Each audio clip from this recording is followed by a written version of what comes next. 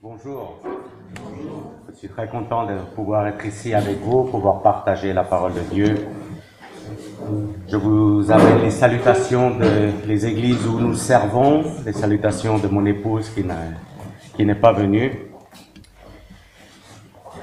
Et pour moi, c'est toujours un privilège de pouvoir amener la parole, et surtout en évitant de la manipuler et en disant exactement ce qu'on n'aime pas entendre. Parce que beaucoup de fois, on oublie, mais Dieu n'oublie pas. Et la clé de la bénédiction, c'est l'obéissance. S'il n'y a pas d'obéissance, il n'y a pas de chemin. S'il n'y a pas de chemin, on est perdu. Et quand on est perdu, on sait tous où on va. Mais avant ça, j'aimerais prier que Dieu me donne la sagesse, la capacité de pouvoir transmettre ce que je veux vous transmettre ce matin. On est tous des messagers. Notre travail, c'est d'amener le message, mais il faut amener celui-là qui l'a écrit est Dieu. Et comme je dis toujours, si ce que je vous dis ne vous plaît pas, ben vous vous plaindrez à Jésus. Seigneur, merci de pouvoir être ici, dans ta maison, dans ma maison, de pouvoir amener la parole à mes frères et mes sœurs et que tu me donnes la capacité, le discernement et la sagesse de pouvoir la transmettre comme toi tu veux qu'elle soit transmise et que tu prépares le cœur de mes frères et mes sœurs de pouvoir recevoir cette parole, de pouvoir croire cette parole et surtout vivre cette parole pour que tu puisses provoquer en nous des changements, notre changement de pensée. Et aide-nous en ce matin de pouvoir faire réalité tes plans dans nos vies et que les gens voient que toi tu vis en nous. Et chaque fois que nous ouvrons la bouche, que le royaume des cieux soit manifesté. Aide-moi ce matin et que se fasse ta volonté. Au nom de Jésus. Amen. On va parler d'un livre que certainement vous l'avez lu des dizaines de fois, c'est le livre d'Esther. Le Esther est le seul livre de la Bible qui ne parle pas de Dieu, qui ne parle pas de Jésus, qui ne parle pas de... Mais il parle de tout. Et on va voir que ce livre, il parle des choses, il parle de l'Église, il parle du comportement de l'Église, il parle du comportement de nous que nous devons avoir dans les églises, en dehors, et surtout il parle de l'obéissance. Il parle de la conséquence de l'orgueil, et nous allons rentrer et on va se rendre compte que et aujourd'hui, je vais prendre une vision un peu différente de travailler la stratégie, la façon que le diable, il nous attaque et de quelle façon il rentre dans nos pensées, dans nos cœurs et quelle position on doit prendre face à de telles attaques. J'aimerais, si c'est possible, ouvrir le livre d'Esther, le chapitre 1, versets 1, 2, 3 et 4.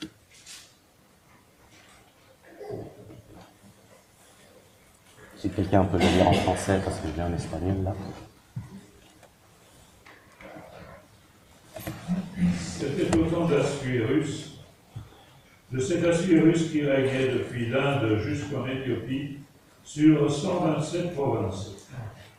Et le roi Assuérus était alors assis sur son trône royal à Suse, dans la capitale. La 3e année de son règne, il fit un festin à tous ses princes et à ses serviteurs. Les commandants de l'armée de Perse et des Mèdes, les grands et les chefs des provinces furent réunis en sa présence. Il montra la splendide richesse de son royaume et l'éclatante magnificence de sa grandeur pendant nombre de jours, pendant 180 jours. Amen. Amen. Déjà, il faut s'imaginer une fête de 180 jours. Plus ou moins, c'est la moitié d'une année. Mais quel était le but de cette fête? C'était de montrer l'éclat, la brillance, le pouvoir de sa majesté. Et il voulait que toutes ces nations, toutes ces tribus, toutes ces personnes étaient là, voient comme il était lui, sa majesté, le pouvoir qu'il avait, l'amour qu'il avait. Le micro, ça va? Non, je pense qu'elle est là. Allô?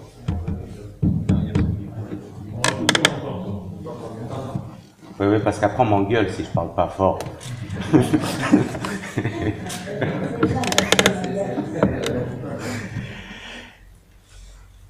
180 jours de fête. 180 jours pour qu'on puisse voir et comprendre qu'est grande est sa majesté, son amour, son pouvoir, son éclat. Et nous allons voir en suivant de quelle façon il veut le faire, à travers de qui et comment. Alors il réunit ces 127, on voit qu'il y avait déjà l'Inde, l'Éthiopie qui était déjà là-bas. Ça veut dire qu'il avait toute la région, tous les pays, toutes les nations. Et quand je lis ça, c'est ce que Dieu veut faire avec nous. Avec nos pays, nos régions, nos villages. Et on se rend compte que Dieu veut faire une grande fête avec nous tous. Mais des fois, on va à la fête pas pour aller voir ce que lui veut nous montrer. On veut aller voir ce que les autres font. Et ce qui m'appelle l'attention... Ah, juste une question. J'ai jusqu'à quelle heure pour pas que je dérape?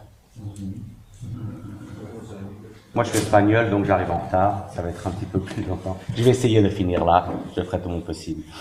Il a convoqué toutes ces personnes dans cette fête pour qu'ils voient comme il est. Et nous allons voir dans le texte qui va suivre de quelle façon il veut le faire, quel instrument il veut utiliser pour qu'on voie son éclat, son pouvoir, sa puissance, sa magnificence. Il veut le faire à travers de qui? On pourrait lire le verset 10 et 11, s'il vous plaît. Si quelqu'un peut le lire en français.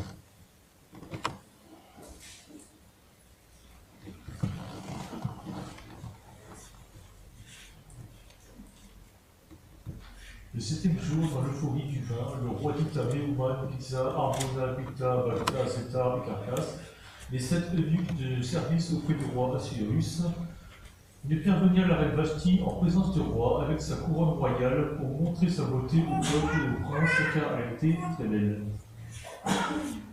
Amen. Mais la reine Vashti refusa de se rendre à l'ordre du roi transmis par l'intermédiaire des eunuques. Le roi en conçut une grande indignation et fut enflammé de fureur.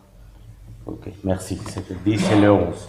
Il veut, comment le roi veut que les gens voient sa grandeur, son brillance, son éclat, sa magnificence à travers de sa femme. Dieu veut faire la même chose avec nous. Jésus est l'époux, nous sommes l'épouse, et il veut que sa brillance, sa gloire, sa majesté soient reflétées à travers de son Église que nous suivons. Malheureusement, ce n'est pas toujours le cas. Et là, il a lu le texte qui suit. Déjà, on voit qu'ils ont des jolis noms. Momam, Bista, Jabona, Bita, Tagbada, Carcasse. On se dit, waouh, quand on sait que chez les Hébreux, chaque nom veut dire quelque chose, ça parle du caractère et la destination.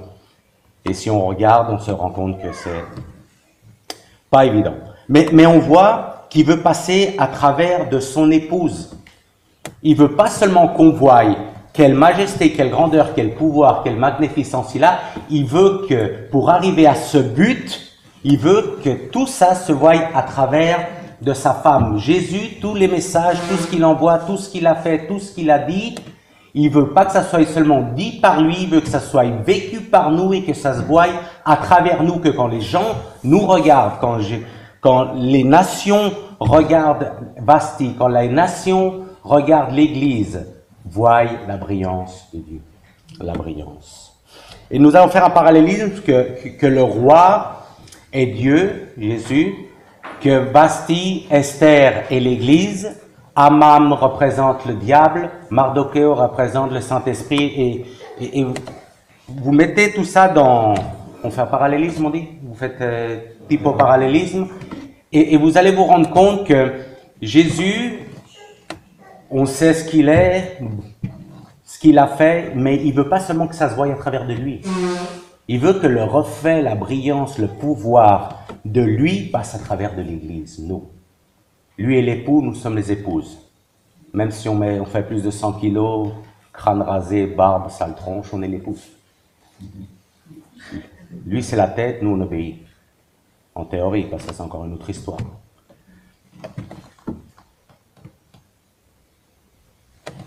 Mais elle ne veut pas venir. Il envoie les eunuques, il dit, va chercher ma femme parce que je veux qu'il voie la gloire à travers ma femme. Jésus Il dit, amène-moi l'église. Je veux qu'on voie le pouvoir, la sainteté, la repentance, l'obéissance de l'église. Pourquoi le livre s'appelle Esther? Parce que Vasti n'a pas voulu se présenter. Alors ça fait clic. Si ça représente Jésus, il vient chercher l'église. Et l'église, c'est pas une église arrepentie, c'est pas une église obéissante. Si on lit le texte, on dit comment virer en chrétien? Expulser. Si on continue le texte, il la met dehors, il l'appelle, il dit viens, le roi veut venir te voir, et Vasti dit je viens pas. Combien d'églises Jésus veut qu'on sorte, qu'on voie Jésus, Dieu, dans notre église, et qu'on ne se présente pas à son appel. Qu'est-ce que c'est son appel? Sa présence.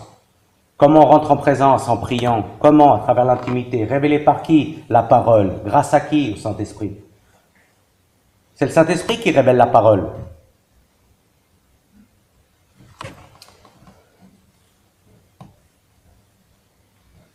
Mais ce qu'on oublie souvent, c'est que la beauté, la brillance, non, l'éclat.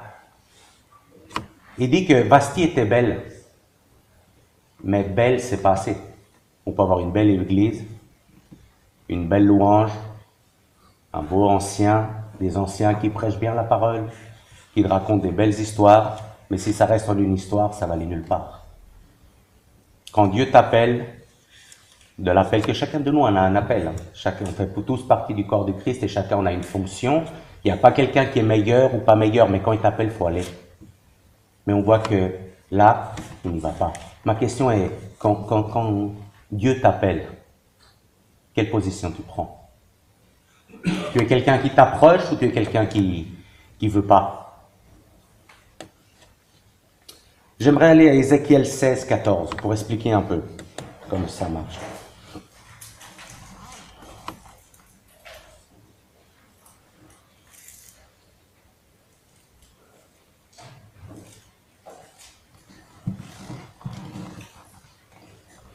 Verset 14.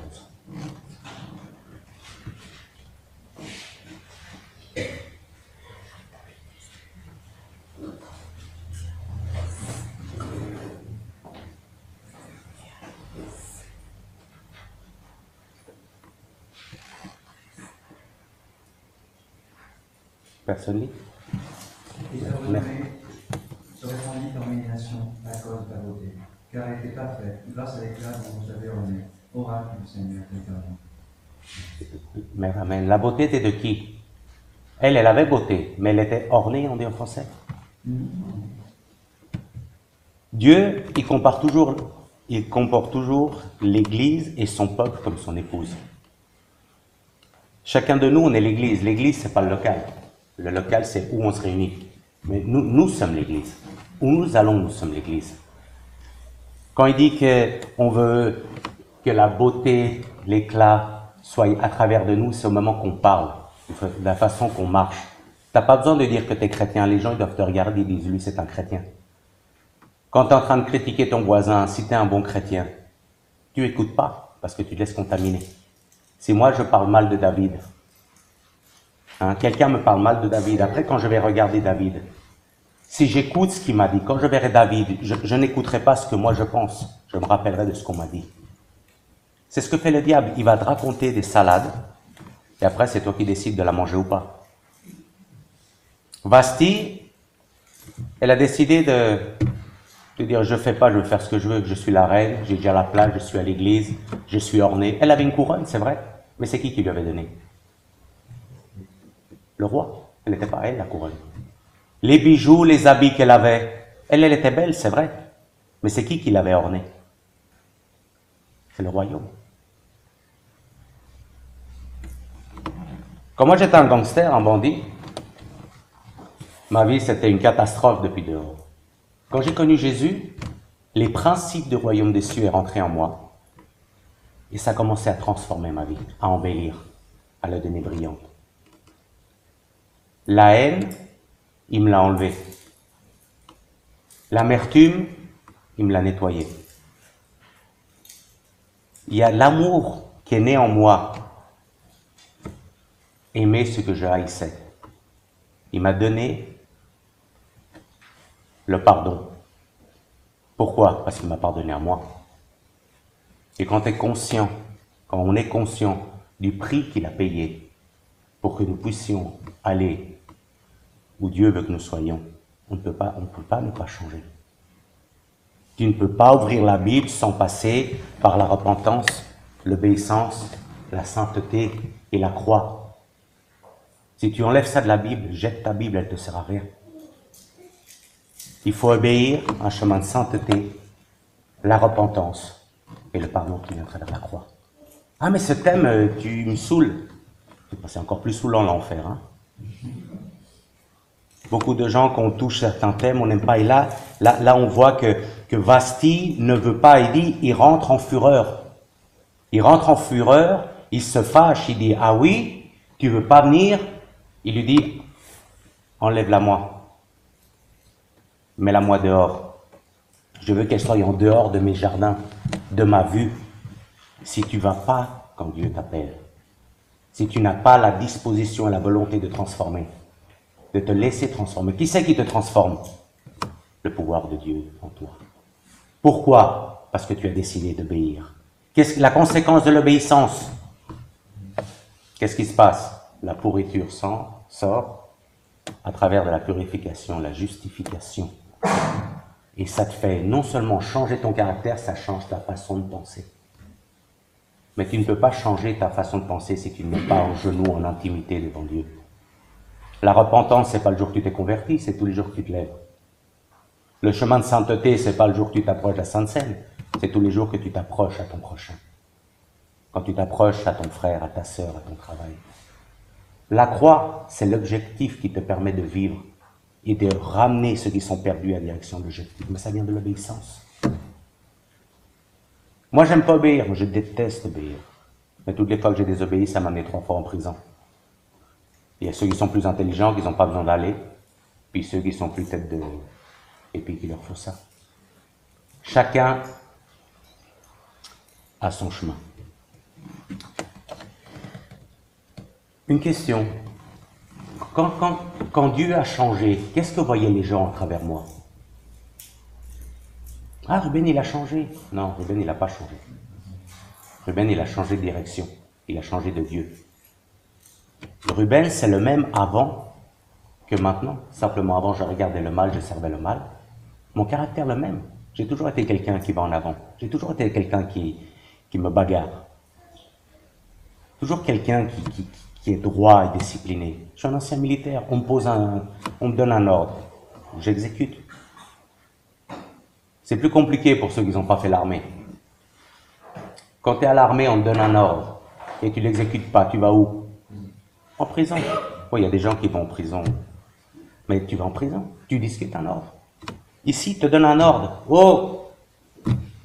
Amène-moi la reine. Ah, aujourd'hui, je suis pas bien.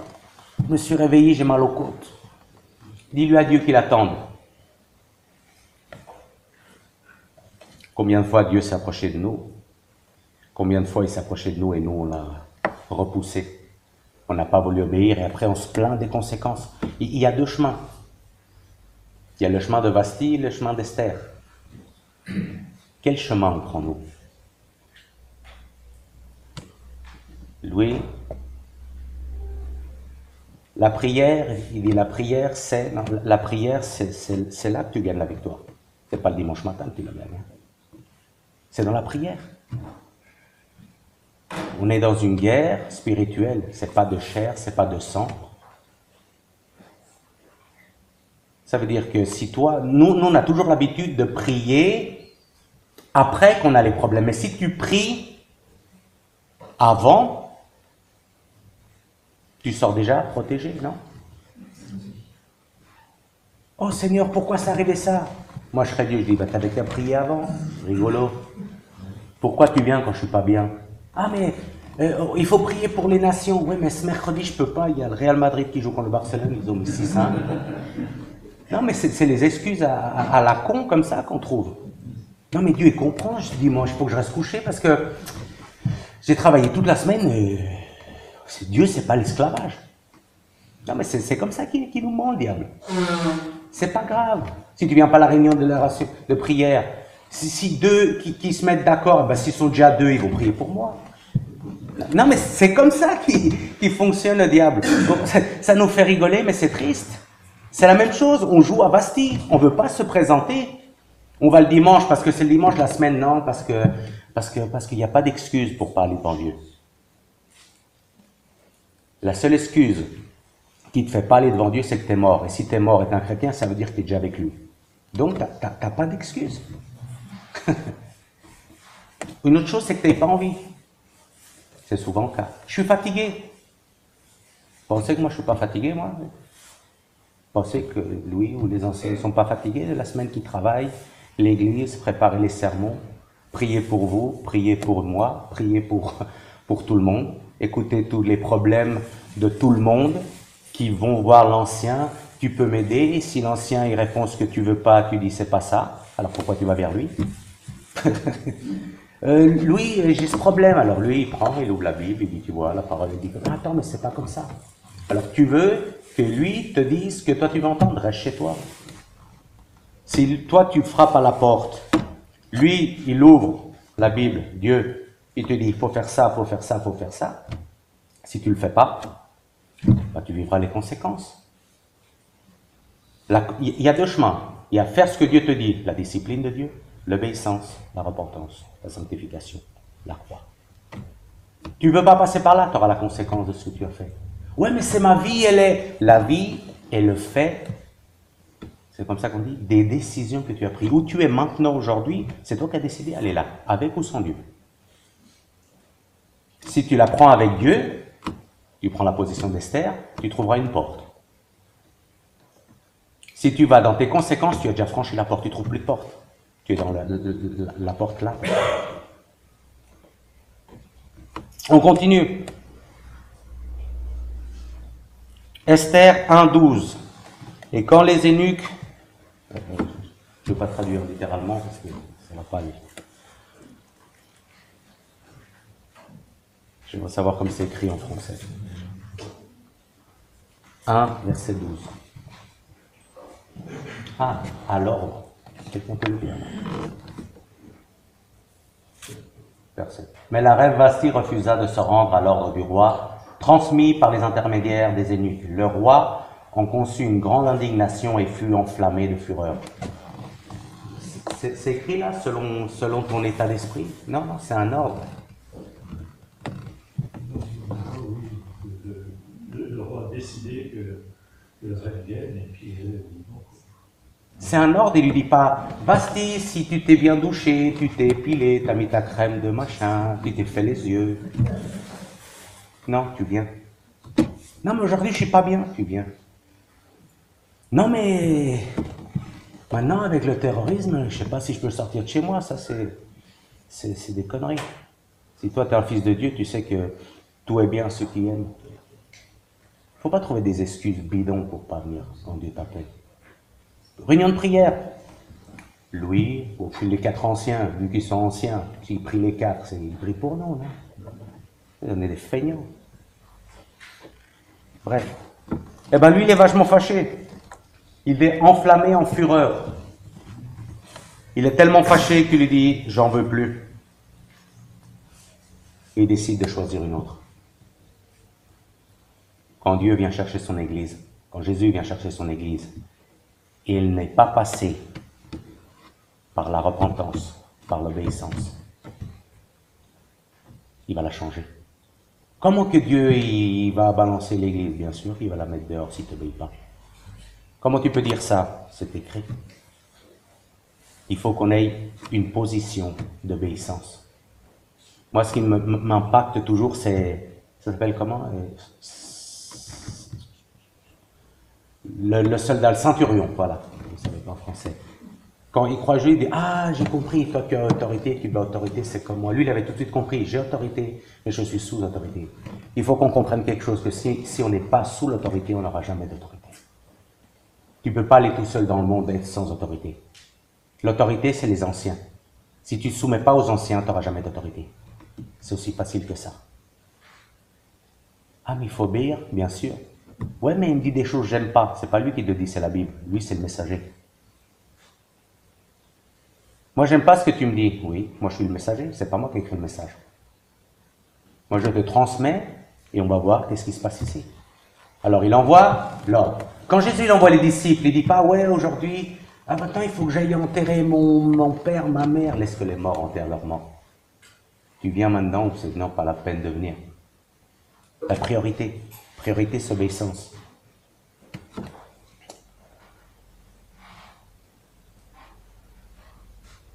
On va accélérer. Beaucoup de nous, on se demande quelle est la volonté de Dieu dans notre vie. Qu'est-ce que Dieu veut faire de nous? Et j'ai regardé une étude qui m'a fait sourire, Windows 10, vous connaissez? Ils ont fait, des programmateurs informaticiens, ils ont fait un ordinateur que tu peux écrire n'importe quoi, il répond à tout. Toi, tu lui mets toutes les informations nécessaires et tu peux lui poser n'importe quelle question sur le sujet, lui va te répondre.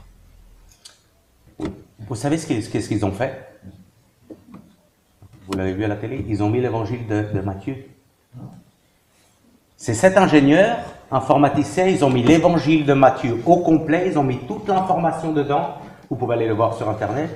Ils ont mis toute l'information de l'évangile de Matthieu, les 28 chapitres, tous les versets, et quand ils ont fini de tout mettre, ils prennent et ils font une question. Quel est le thème principal de l'évangile de Matthieu?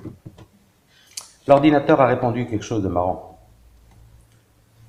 L'établissement du royaume de Dieu sur la terre.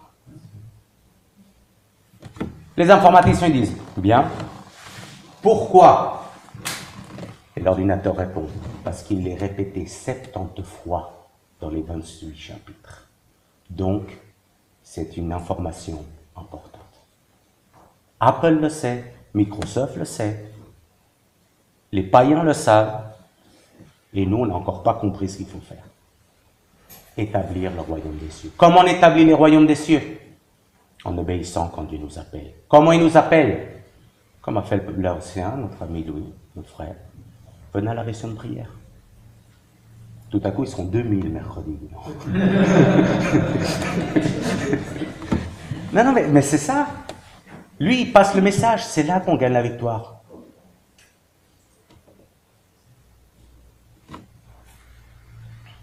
Windows le sait. Et encore, beaucoup d'entre nous, on se pose la question, qu'est-ce que Dieu veut faire avec moi? Bon, lis déjà le premier évangile, avec ça, t'en as assez déjà, t'as pas besoin de lire le reste. Mais il faut obéir ce qui est écrit. Tu prends la parole, il faut la lire.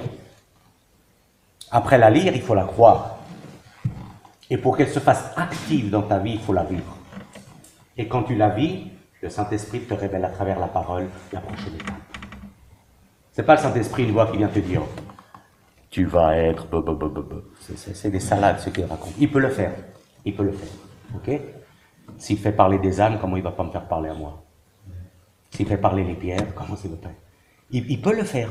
Mais il nous a laissé un instrument qu'on n'a pas besoin d'écouter, parce que des fois, c'est le diable qui te raconte des salades. Il se déguise. Et sinon, il faut aller un peu voir. Moi, j'ai rien pour les dénominations, mais il y a certaines dénominations qui sont plus dangereuses. Dieu leur a parlé. Oui, bien sûr. Là. Il se révèle à travers de la parole. On continue. Elle ne veut pas se présenter. Il lève une nouvelle reine naît. Elle s'appelle Esther. C'est pour ça que le livre s'appelle Esther. Quelqu'un qui a compris le prix qu'il a payé. Une personne qui a compris qu'il faut obéir. Une personne qui comprend que sa position n'est pas parce que c'est une bonne personne, cette position lui a été offerte à travers le royaume. Notre position a été offerte par le prix payé sur la croix. La couronne que nous portons, c'est la couronne que lui a payée sur la croix. Le chemin qu'il nous a donné est passé à travers la croix. Son exemple a été parfait. Santo. Et encore, on ne sait pas de quelle façon. On pourra faire n'importe quoi dans notre vie. On peut faire n'importe quel ministère. Ce prix est impayable. On peut vivre 50 000 vies, on n'arrivera jamais à payer le prix que lui, il a payé sur la croix. Esther a compris ça. Esther, verset 2, 12.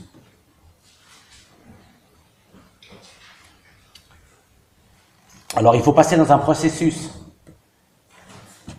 C'est bon. Chaque jeune fille allait à son tour vers un roi. Cyrus, après avoir fait 12 mois, s'acquittait de ce qui était prescrit aux femmes. Pendant ce temps, elle prenait soin de leur toilette 6 mois avec de l'huile de myrrhe et 6 mois avec des aromates et des parfums en usage parmi les femmes. Un temps de préparation. Ça veut dire que pour pouvoir s'approcher à Dieu, il faut un temps de préparation. Le temps de préparation se fait à genoux en prière. Dans ce cas-là, il fait le parallélisme avec les crèmes, l'essence, on peut décortiquer, mais le temps ne le permet pas. C'est un temps de préparation avant de pouvoir aller vers Dieu. Le temps de préparation inclut la repentance, inclut l'obéissance. Vous allez me dire, il est pénible, mais si tu enlèves ça de la Bible, tu prêches quoi?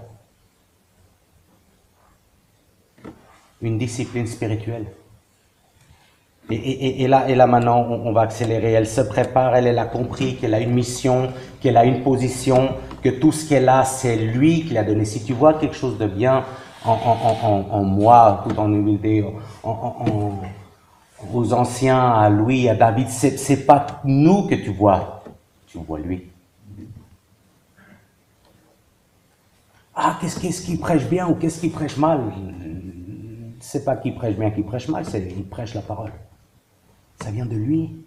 C'est pas nous, comme la couronne, on peut avoir une belle église, mais si on prêche pas ce qu'il faut prêcher, si on n'obéit pas, si on corrige pas, qu'est-ce que dit si on corrige pas un enfant? Quien ama castiga. Qui aime, corrige. Sinon, il sera déclaré comment? Bâtard, dit la parole. L'ancien, le pasteur, appelle-le comme tu veux, il est là pour protéger, il a une mission qui lui a été donnée. Esther a compris. Esther a compris que quand Dieu parle, il doit exécuter. Et là, on avance. Bien sûr. Et de ce moment-là, il y a Aman qui rentre en scène. Aman représente le diable. Alors, je vais juste sauter ça. Esther, elle avait compris que la seule position qu'elle devait prendre devant Dieu était une position de gratitude. Combien nous sommes gras? Non, gras. Quand la gratitude, là? Non. Voilà. Combien de pourcentage nous vivons dans la gratitude de Dieu? Quelle position de gratitude nous avons? Est-ce qu'on est content de ce que Dieu nous donne? On a la vie éternelle. Son simple nom Jésus sauve, guérit et libère. Oui, mais je suis malade. C'est Dieu qui a contrôle de ça.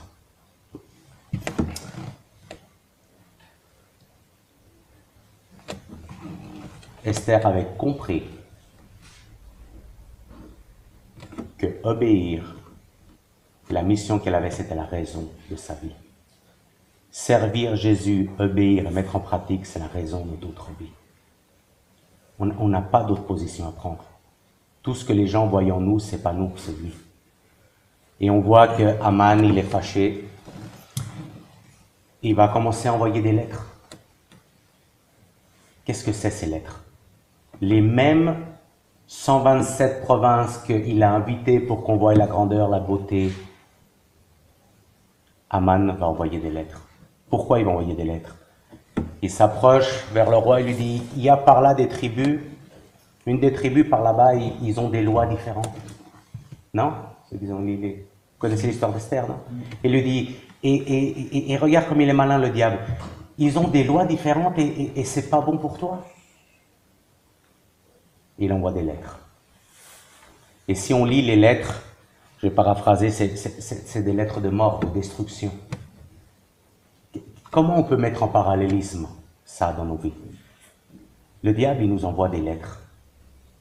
Quand une église prend une position, quand toi tu prends position comme Esther, que tu as compris, en même temps que toi tu prends position, le diable se lève en même temps que toi. Il va vouloir t'arrêter. C'est ce qui passe avec Esther. Esther prend position, parce que Vasti, en aucun moment, il parle à Aman. Il parle au moment que Esther prend position, elle sait ce qu'elle doit faire, elle obéit, et elle va, le diable commence, et lui dit, regarde, là-bas, il y a un village qui déconnent. Alors, les mêmes que lui, il a invités, le diable, Aman, il commence à envoyer des lettres de mort. Je répète, dans notre vie, on peut mettre comment ça en pratique. Tu es malade. Ou, oh, j'ai mal au bras gauche. Tu reçois un message du diable, c'est peut-être un infarctus, tu vas mourir. Oh, j'ai mal à la tête, tu as une tumeur, tu vas mourir. C'est ça les cartes qu'il envoie le diable, des traits de mort, de destruction. Et on voit qu'il envoie, mais comme la parole elle dit, quand tu as el sello, c'est comment le sceau du roi, tu ne peux pas annuler ce sceau. Et on va continuer à avancer. Il lui dit, ils n'obéissent pas et c'est pas convenient, c'est pas tolérable. Parce que vont penser les 127 nations s'ils ne veulent pas obéir? Ça va faire une rébellion. Alors le roi il dit, envoie les cartes. Et on lit que Aman a écrit ce qu'il voulait sur les cartes. Et il a mis le sceau du roi. Et ça commence à avoir destruction, mort. Avant, c'était œil pour œil, dent pour dent. Et le royaume des cieux nous dit, pardonne. Avant, c'était garde pour toi, occupe-toi de toi, regarde ce qui est pour toi. Mais le royaume, il dit, toi tu sèmes, cosechar. Quand tu prends après la semence, ça s'appelle comment? Voilà, récolter. Sème, tu vas récolter non seulement dans cette vie, mais dans la vie à venir. Ce que toi tu plantes maintenant, tu le verras quand tu seras dans l'autre vie aussi. Alors, qu'est-ce que tu plantes? Combien tu obéis? Combien tu prends position? Combien tu te mets en position devant le péché? Quelqu'un qui dénonce pas un péché, ah mais moi j'ai rien fait. Si, tu as fait. Tu n'as pas pris position. Donc tu es participe du péché. Tu vois ton frère, ta sœur qui fait un péché et tu ne prends pas position. Tu participes du péché. Non mais c'est lui qui a fait le péché, toi tu l'as consenti. C'est ça. Esther a dit non, moi je suis ici parce que lui il a payé le prix. Moi j'ai compris le prix que Jésus a payé dans la croix. Quand toi tu es conscient de ce que Dieu a fait à travers son Fils, que Jésus a fait dans ta vie, ce que lui il a fait, c'est impossible que tu ne sois pas et que tu vives dans la gratitude. C'est impossible que tu voies un péché chez qui que ce soit. Tu ne parles pas, tu es complice. Et quand tu es complice, eh ben, tu aides le diable à détruire ce que Dieu veut construire. Et là, Esther, dans le chapitre 3, 12, 13, c'est là qu'il envoie, comme ça vous pouvez le lire en même temps que j'avance, il envoie les lettres, il écrit les lettres de destruction, de mort, avec le sceau, de tuer. Pourrais-je lire le 13? Le 13, il est important.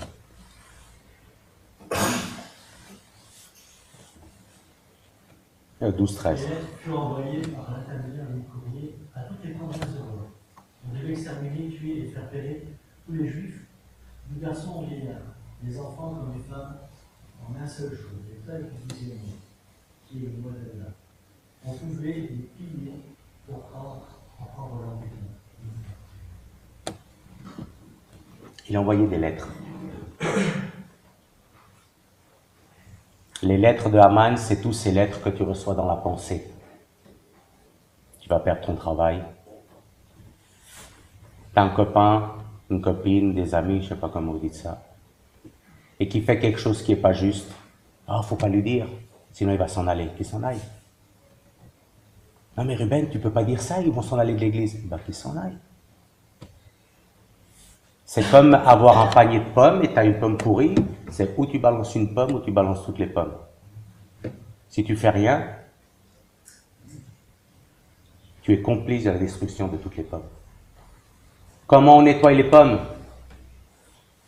Le mercredi. En priant. C'est la vérité, je ne fais pas de la pub. Moi, je pense exactement la même chose. Hein? David qui est venu en Bulgarie, le mercredi c'est la réunion de prière, il y a autant de monde que le jeudi, il y a autant de monde que le dimanche, il y a autant de monde que le lundi. Si toutes les batailles se gagnent là, pourquoi on ne va pas se battre là? Esther avait compris. Le problème, c'est que c'est bien que l'autorité ait compris. Le problème, c'est que ceux qui sont sous autorité le comprennent. Et là, on voit que le diable envoie des cartes. Il a envoyé des cartes dans ta vie, à toi, ta famille, à tes enfants. Tu pourras pas, à cause de la crise, tu pourras pas envoyer ton fils à l'université. Ta fille, le fiancé va la laisser. Toi, tu te fâches avec ta femme. Ça arrive, hein? Non, ça arrive pas. Vous avez de la chance. En vérité, ça va arriver très rarement, parce qu'il faut discuter. C'est en parlant qu'on apprend des choses. Alors, on se fâche, tu te sépares, tu vas dormir au salon, la femme reste dans la chambre, et puis au moment que tu te couches, le diable commence à t'envoyer des lettres.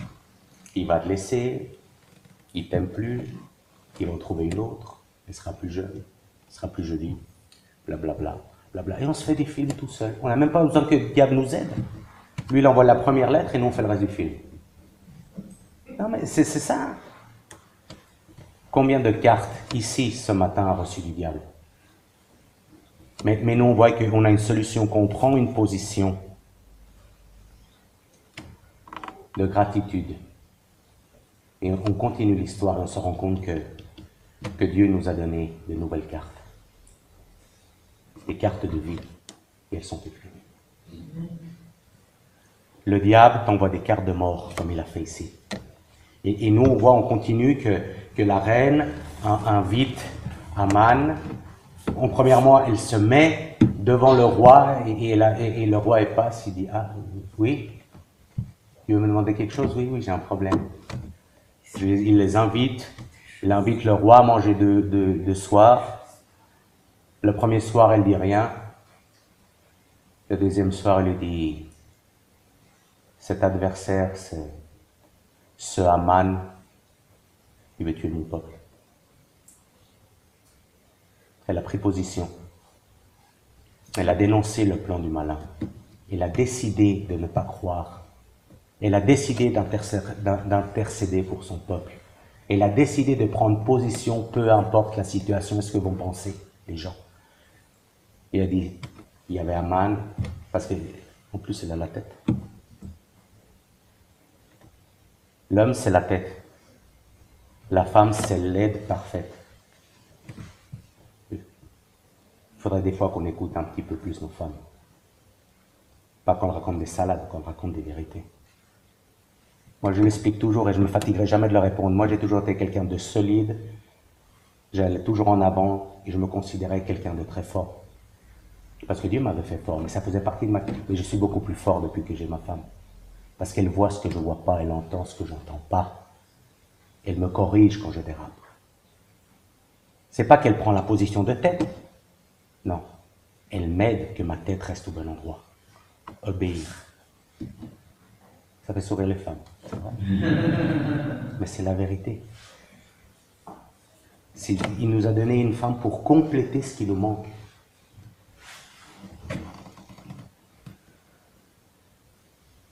Les mêmes cartes que le roi avait envoyées pour qu'il vienne voir sa beauté, sa brillance, son éclat, Haman a envoyé des cartes.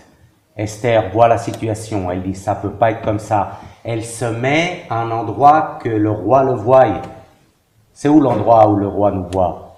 Dans l'église, dans son royaume, dans sa maison. Elle explique ce qui se passe. Le roi, il dit, il faut envoyer une nouvelle carte. Mardocheo, pourquoi il était fâché Haman? Parce que chaque fois que Haman passait, tout le monde s'inclinait et Mardocheo disait, c'est un bandit, moi je ne me mets pas. Non, mais il travaille pour le roi, je m'en fous. Il ne se laisse pas corrompre. Mardocheo, c'était qui? De la famille d'Esther, non? Esther, elle était quoi? Perse, non? C'est marrant, mais pas de temps pour tout expliquer. Il faut expliquer les choses importantes. Et il réécrit des nouvelles cartes. Des cartes d'espérance, des cartes de libération, des cartes d'amour, des cartes de vérité, des cartes de lumière. Et il met le sceau. Mais le problème, c'est que les autres cartes sont déjà arrivées. J'actualise ça dans nos têtes. quand le diable t'envoie une lettre dans tes pensées. Parce que nous, on croit qu'il est rouge, avec une fourche, avec des antennes. Non, non, il est très subtil, il est très intelligent. Il est tellement intelligent qu'il connaît mieux la parole que nous. Parce que comme il était en haut, il sait exactement ce que Dieu est.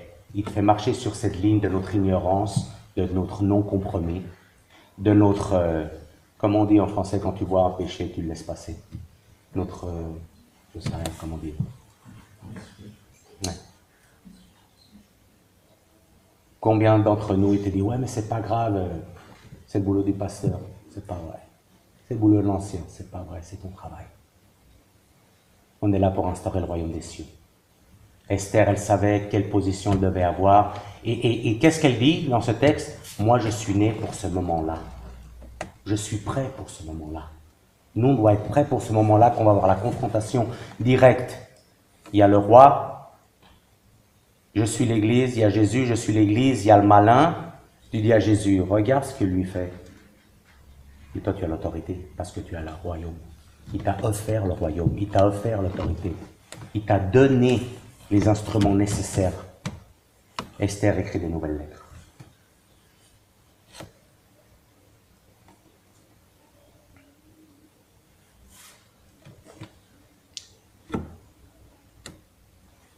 Voilà, j'accélère le truc là. Il envoie des nouvelles lettres, mais il faut qu'il renvoie, il dit la parole, sur des chevaux véloces, on dit en français, rapides. C'est qui ces chevaux rapides? Quand il envoie les nouveaux messages sur les chevaux véloces. C'est qui? Les messagers.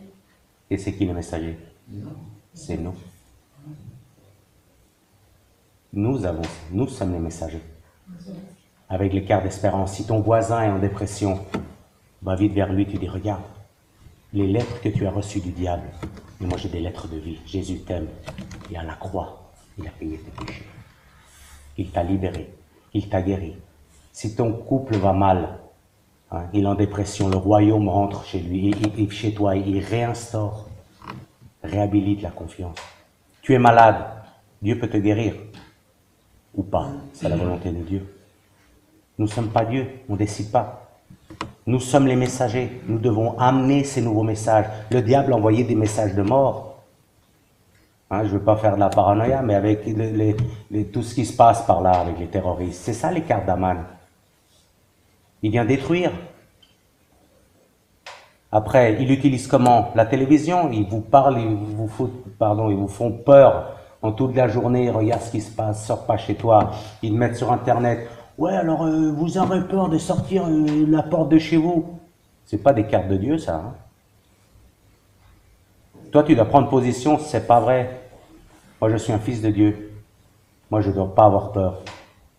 C'est ce qu'il veut faire, le diable, que tu aies peur de sortir de chez toi, peur de venir à l'église, peur d'aller au travail. Mais nous, on n'a pas un esprit de peur, on a un esprit de valentia, de courage. Non, c'est comme ça qu'il dit. Alors là, on voit que Mardochée et Esther, ils écrivent des lettres, et aussi, ils font la même chose. Ils écrivent ce qu'eux, ils veulent. Non, ce qu'eux, ils ont compris, ce que Dieu veut qu'on écrive. La position, la gratitude.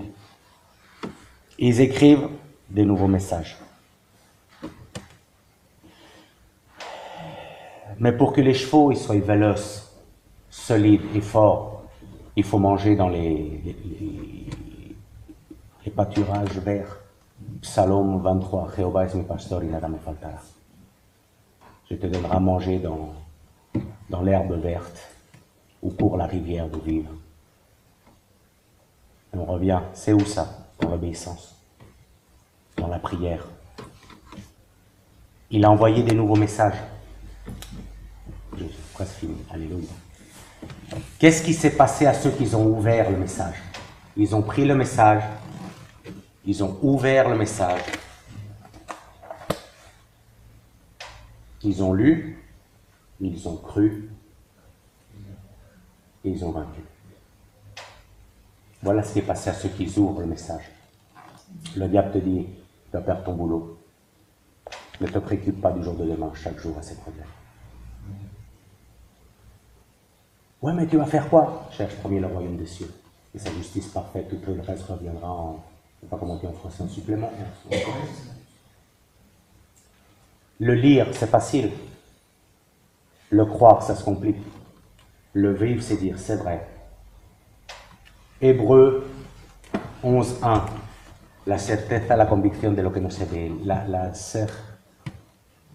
La certitude de ce qu'on ne voit pas. Ça, c'est vision spirituelle. Tu ne le vois pas. C'est comme quand tu pries pour un malade. Il est malade, il est en train de mourir, c'est vrai. Mais quand tu pries, Seigneur, merci parce que tu l'as guéri. Tu ne le vois pas, mais il est guéri. Mais s'il ne guérit pas, est-ce que c'est la faute de Dieu? Non. Notre travail, c'est prier. Notre travail, c'est amener le message.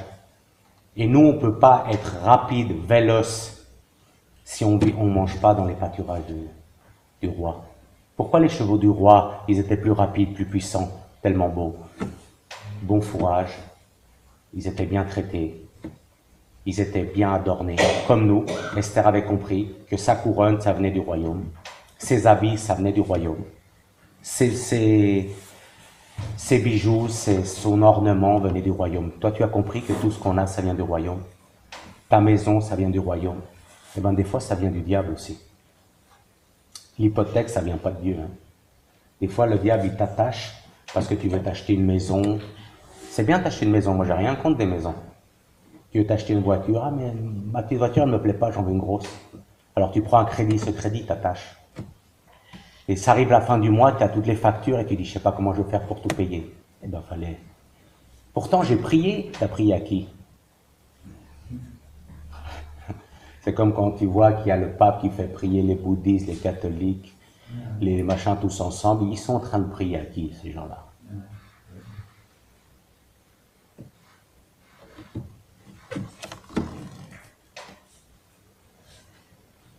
Après d'avoir reçu les nouvelles lettres, après d'avoir cru les nouvelles lettres, et on arrive plus à la fin, qu'est-ce qui se passe? Quand il dit « Et tous voulurent venir juifs ». Qu'est-ce qu'il est en train de te dire là? Que si nous, on va avec la parole de Dieu, tous voudront être de notre peuple. Si toi, tu obéis ce que Dieu te dit, il se passera exactement le contraire. Ici, pour avoir cru les nouveaux messages, ils ont été libérés. Ils ont été bénis, ils ont été contents. Je vais juste chercher le texte.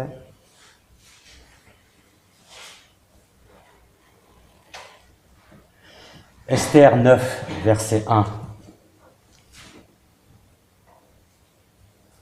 Quand on croit, déjà premièrement, il faut lire les nouvelles cartes. On a la Bible. Il faut croire ce qui est écrit. Et quand on croit, Esther 9, verset 1, c'est ça?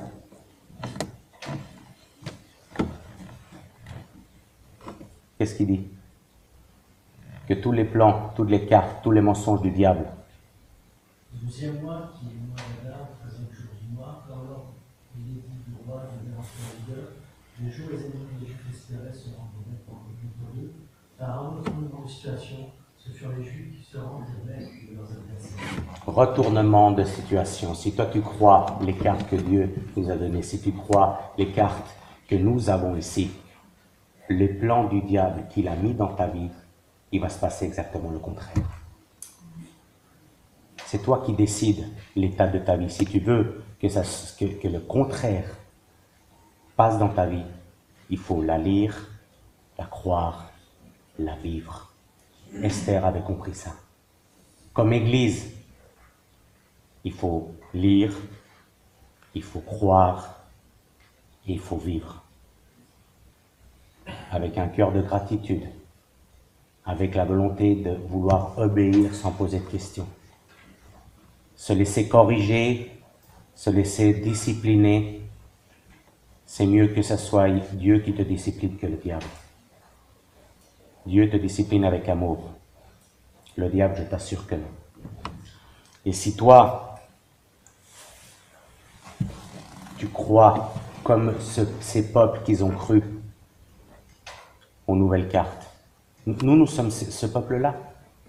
Le diable, il veut nous iniquiver. On peut faire un parallélisme avec les terroristes. Nous, on a la vérité. Vous ne savez rien. Vous allez tous mourir. C'est les cartes actuelles qu'on a vécues là, il n'y a pas longtemps, non? Et Dieu te dit non, c'est pas vrai.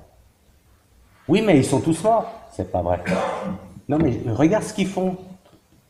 On a un message d'espérance, un message de vie.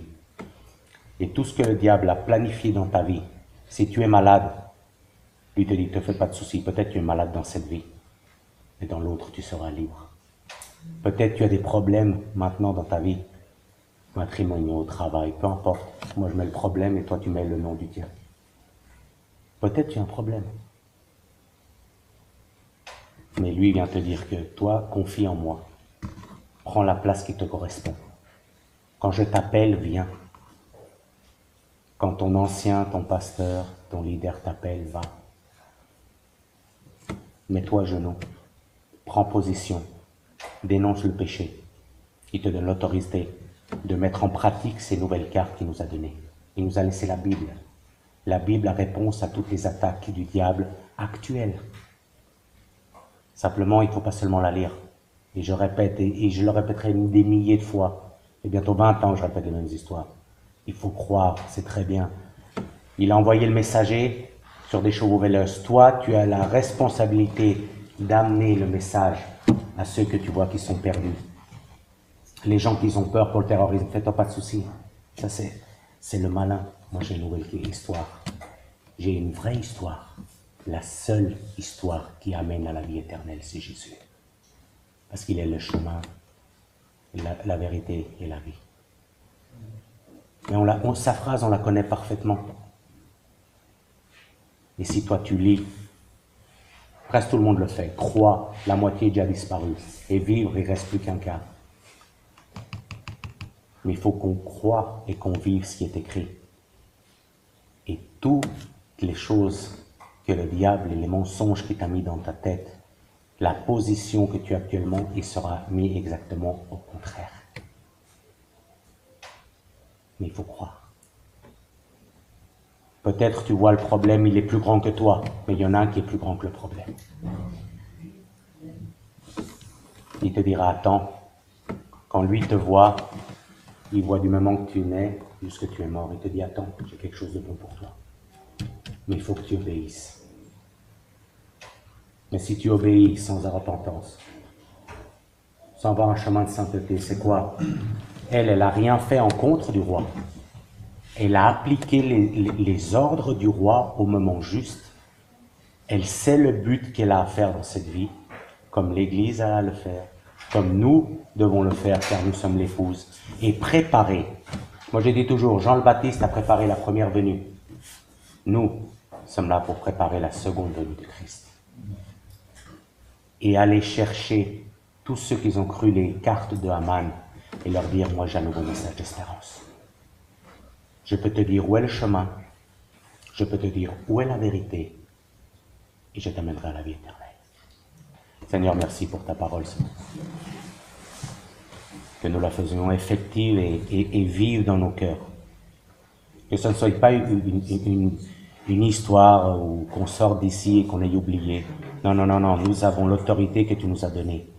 Mais pour que l'autorité vienne en action, il faut qu'on obéisse. Fais-nous prendre position pour confronter le péché, pour confronter nos péchés, et que nous envoyons le malin en dehors du territoire qui nous a été donné. Donne-nous la valeur et le courage de nous approcher de tous ces gens qui ne connaissent pas Dieu et leur dire, il y a de l'espérance, il y a de la vie. Au nom de Jésus, que toutes ces personnes qui ont reçu ces cartes du diable dans leurs pensées, Saint-Esprit, à travers de la parole, révèle-toi à eux et qu'ils puissent comprendre que tu es le seul chemin qui mène à la vie. Tout ce qui est écrit est la vérité. La vérité fait fuir le péché. La sainteté ouvre les portes et ferme pour que le diable ne puisse pas rentrer. Merci pour tout ce que tu nous donnes. Merci pour pouvoir amener ta parole. Aide-nous, Seigneur, à que nous ne soyons pas des chrétiens superficiels, que nous soyons engagés, que nous prenions position. Parce que si nous ne prenons pas position, le diable prendra sa position. Merci Seigneur, parce que quand nous sommes avec toi, nous sommes plus que vainqueurs. Bénis cette Église, bénis les anciens, bénis chaque frère et sœur, et révèle-toi chaque fois plus et chaque jour à travers de ta parole. Et mets un esprit de conviction à chacun d'entre nous, que nous ne doutons pas de ce qui est écrit, que nous croyons ce qui est écrit, et surtout que nous vivions ce qui est écrit. Car là est la victoire. Au nom de Jésus.